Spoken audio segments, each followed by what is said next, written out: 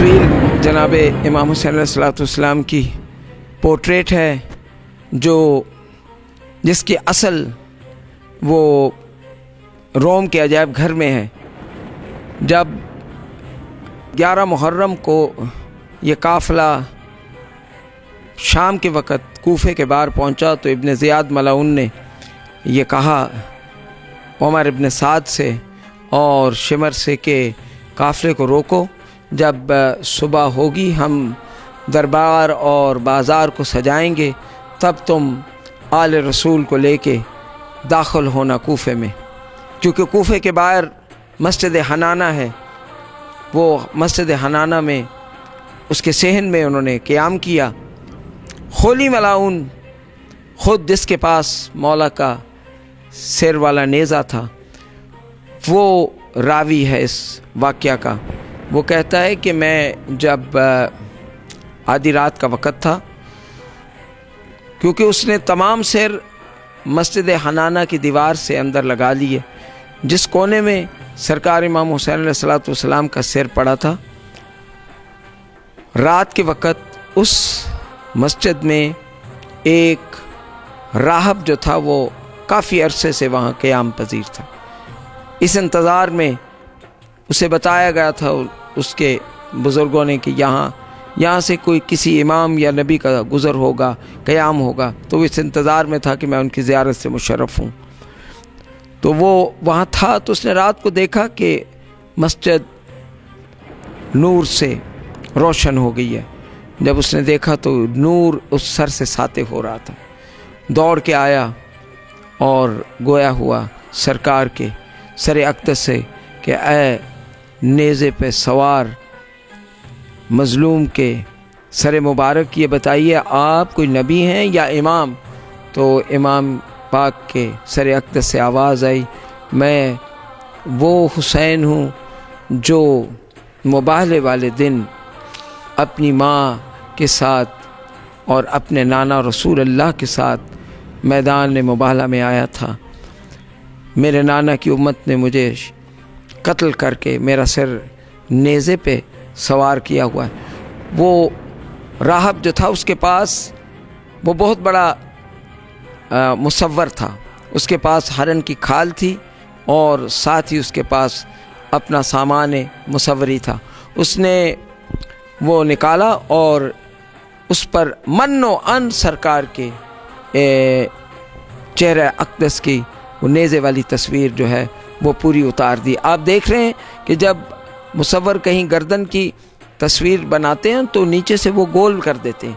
اس مصور نے حضرت امام حسین علیہ السلام کے گردن مبارک کے جتنے جہاں سے کٹا ہے، جہاں سے بڑا ہے، جہاں سے چھوٹا ہے، یہ وہ من و ان اس نے اس کی تصویر بنا دی ہے، جس کے لیے یہ روایت ہے کہ جب سر اقدس پیش کیا گیا ابن زیاد ملعون کے دربار میں تو اس نے شمر سے پوچھا کہ اے شمر بتا، تو نے حسین کو تیز دھار آلے سے قتل نہیں کیا؟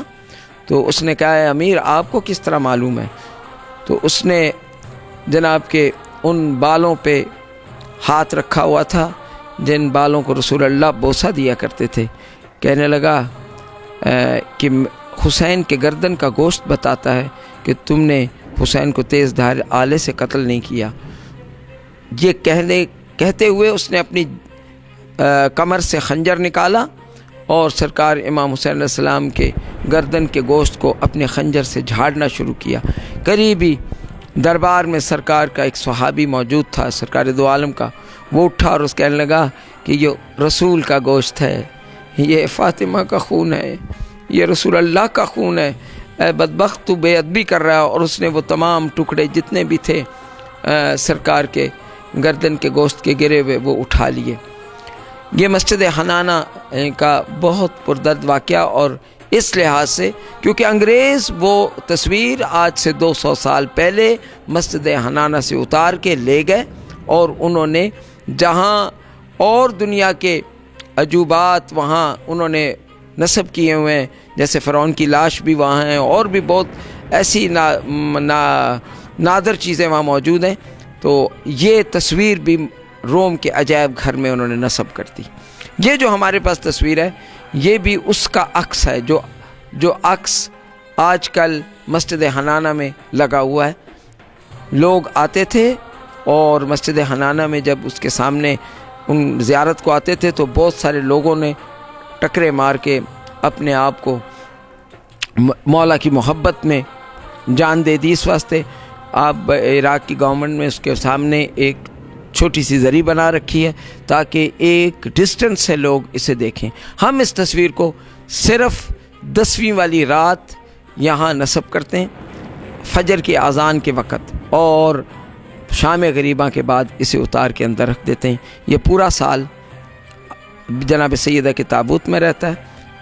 ہر 10ویں محرم کی فجر کو یہ رکھی جاتی ہے اور اس کے بعد پھر اسے واپس رکھ دیا جاتا ہے کیونکہ یہ اتنی مقدس تصویر ہے اس کے عام دیدار کے لیے نہیں رکھا جا سکتا کیونکہ یہ خاص دن ہی اس کے لیے معین ہے جس دن سرکار کی شہادت کا دن ہے.